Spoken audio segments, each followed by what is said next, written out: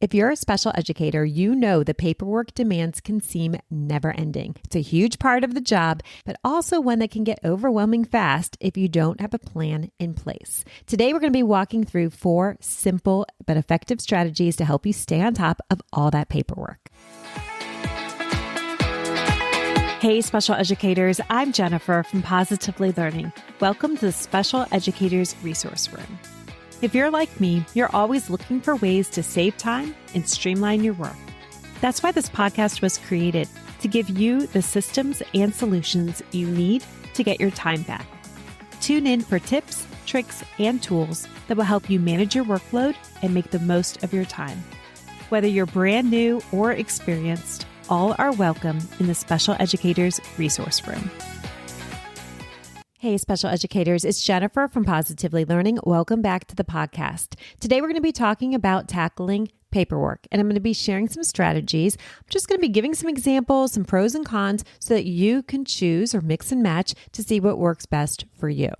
Today, we're talking about special education paperwork. However, these strategies are productivity tips, so you can use this for any project that you are tackling. I do have some disclaimers before we start. I have been doing this for a very long time. I've been in education over 25 years and blogging for 14 of them. You may have noticed I have a few type A tendencies. However, those are not required to use these strategies. In fact, if you don't share any of those qualities, you're in the right place.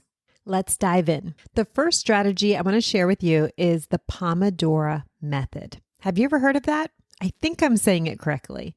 If you're unfamiliar, the Pomodoro method is a time management technique. It's where you work for a set period of time, usually about 25 minutes, and then you take a 5-minute break. After repeating this around 4 Pomodoros, then you're going to take a longer break, usually around 15 to 30 minutes. Let's say you have a pile of IEP progress reports to complete. Instead of thinking, I have to do all of these right now, set a timer for 25 minutes and dive into the first report. And at the end of those 25 minutes, take that 5-minute break to stretch, grab coffee, or simply just look away from the screen.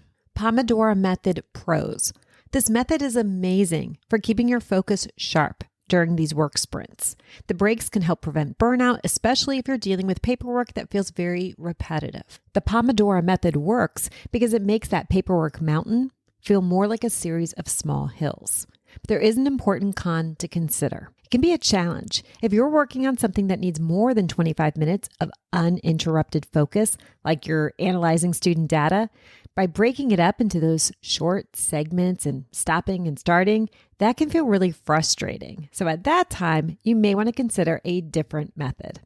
Next up is a strategy I'm sure many of you have heard of, batching tasks. This is where you group similar tasks together and knock them out in one go. So instead of bouncing between different tasks throughout the day, you're focusing in on one type of work at a time. So let's say you're prepping for several IEP meetings in the same week. Instead of working on the paperwork for each meeting individually on different days, block out an afternoon to complete all of your IEP meeting prep at once.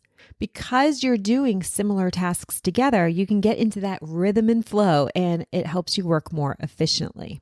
Some pros to batching: you can often work faster because you're not constantly switching gears between different types of tasks. That can also help reduce the mental load because you're just focusing in on one category of work for that set period. The biggest downside is that batching requires a big block of uninterrupted time, which of course is really tricky to find. It might even give you anxiety knowing that you have this big project to do, and what if something unexpectedly falls on your plate?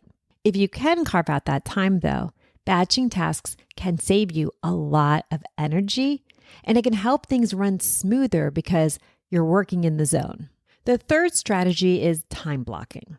Time blocking is when you assign specific blocks of time in your day to specific tasks. So instead of multitasking, you're committed to working on one thing during each block of time. So for example, you might set aside 30 minutes in the morning before students arrive. And this is going to be dedicated to entering in communication logs or whatever you want it to be. And then you have another 30 minutes during your planning period. Okay, I know. That sounded silly to me too. Let's pretend that you have those 30 minutes, and that would be dedicated to prepping materials for an IEP meeting. And then you have 20 minutes at the end of the day. And that's when you're entering in progress monitoring. The pros to time blocking is that it helps you stay focused on what you need to do at that moment, making sure all those important tasks get addressed throughout the day. It also can help reduce decision fatigue. That is so real for me. I don't know if it is for you too. But since you know exactly what you're going to be working on during each block, you don't need to make that decision. It's just a habit. And of course, the cons are flexibility, or rather the lack of it. If something unexpected pops up, which it often does, it can throw off your whole schedule. So time blocking does require that discipline, but if you stick to it, you're going to be amazed at how much more productive you're going to be. And it just makes you feel like you have a little bit of control over that workload. So far, we've talked about the Pomodoro method, which is working and taking breaks. We've talked about batching alike tasks. And we've talked about time blocking, finding these blocks of time and assigning the same task so that it's on a routine. The last strategy is the 2-minute rule. This one is super simple. If a task will take you 2 minutes or less to complete, just do it right away. No postponing, no saving it for later, just get it done. So imagine you've just finished a quick observation, and you need to log that single data point in your progress monitoring system. Instead of saying, I'll just enter that data later, take 2 minutes to do it now. By the time you remind yourself to do it later, you could have already had it done.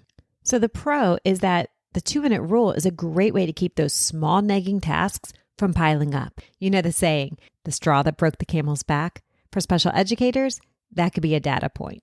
Another pro is you're going to just feel more accomplished and less stressed as you clear these small nagging tasks off your to-do list. There is an important con to consider for the 2-minute rule, and that's if you let these 2-minute tasks interrupt your focus too often. It can pull you away from the more important work. So the key here is balance, knocking out those little tasks, but don't let them control your whole day. This strategy is fantastic for those minor but essential tasks that would otherwise slip through the cracks. Those are the 4 strategies, but before we wrap up, I want to give a bonus strategy, and that's to use technology and templates whenever possible. So whether it's a software tool for progress monitoring or a template that you can use before your next IEP meeting, or maybe it's a calendar reminder that's going to help keep you on track, these tools can be a huge time saver. The goal is to reduce the amount of repetitive work that you have to do. So this could look like a progress monitoring tool that's going to be helping you track the student data and generating reports with a few clicks. Or maybe it's a set of templates that you can use for writing present levels or those IEP progress reports. If you already have the Special Educators Resource Room bundle, then you know that having all of these templates in one place can really help save you time. I'll put a link to the bundle in the show notes. Inside this bundle, I've tried to put everything I can think of that you're going to need, and it's all in one organized space, like IEP snapshots and goal writing and meeting checklists and agendas and the progress report statements and gen ed reports, present levels, and so much more. My main purpose of creating this bundle was that you wouldn't have to go hunting for all of these things individually. They're all in one organized space. To sum it all up, this paperwork is overwhelming, but the right strategies can help. So whether you're using the Pomodoro method for focus, batching tasks for efficiency, time blocking to add structure to your day, or the 2-minute rule to prevent those small tasks from piling up, these strategies should be able to help out a bit. And of course, when you can rely on technology and templates to help save you time and effort. If any of these strategies sound like something you want to try, I encourage you to start with just one at a time and see how it feels. It's also not all or one. You can adjust it to your own needs and see if your workload feels a bit more manageable. Thanks so much for tuning in. And as always, don't forget to check out the show notes for additional resources and tips to make your teaching life feel easier. Happy paperwork tackling, and I'll catch you next time in the Special Educators Resource Room. Thanks so much for tuning in, and I'm dying to ask, what'd you think? Be sure to hit the follow or subscribe buttons so that you never miss an episode. You can find the show notes and links for everything mentioned in this episode at positivelylearningblog.com. See you next week for more special education solutions.